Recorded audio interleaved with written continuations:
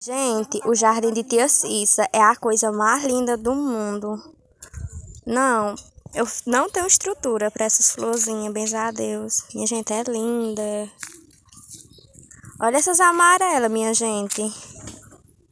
Ó, flor de toda cor aqui. Essas daqui, essas. Não, aqui tudo na roça é bonito, minha gente. Tia Bibica ali brincando com o Bob. Tia Cissa almoçando, um almoço maravilhoso que ela fez pra nós. Andressa. Aqui a gente come na área. Sabrina, aqui, minha gente, nós comemos aqui na área. Porque nós, minha gente, agora eu já tô pensando aqui no São João que nós vamos fazer aqui. Minha gente, se Deus quiser, vai ser a melhor coisa do mundo. Tia Bibica! Gente, a Tia Bibica saindo no carro, viu? Tia Cissa dando close. Andressa, pode já sair de minha rede.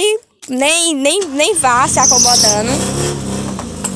Minha gente, e aqui é assim, todo canto que você vê uma belezura. Olha esse pé aqui, esse negócio aqui do alpendre, cheio de flor.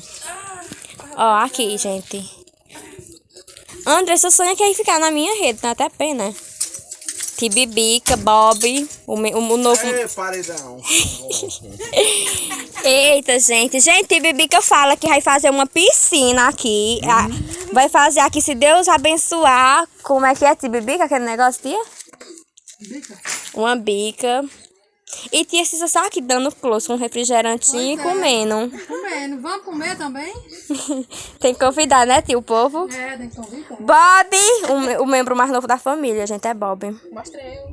Andressa enxerida, que já se tocou na rede que vamos deitar daqui a pouco. Né, pode vir. E aqui, minha gente, graças a Deus, aqui é um paraíso. Muitas flores, os milho. Aqui você tem uma plantação de feijão, que mais tarde vamos apanhar, né, tia? É, lá de baixinho. Lá no baixinho. Nós vamos apanhar muito feijão hoje, benza a Deus. Né, amiga? Com certeza. Ela ama Bob. E aqui, minha gente, aqui é um lugar abençoado por Deus. Muito bom aqui, Tia Cissa.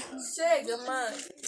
O momento que nós estamos Tia Cissa é o momento que nós mais se diverte, benza a Deus. Único. Os únicos momentos, minha gente. E ela é linda como sempre. Só dando close.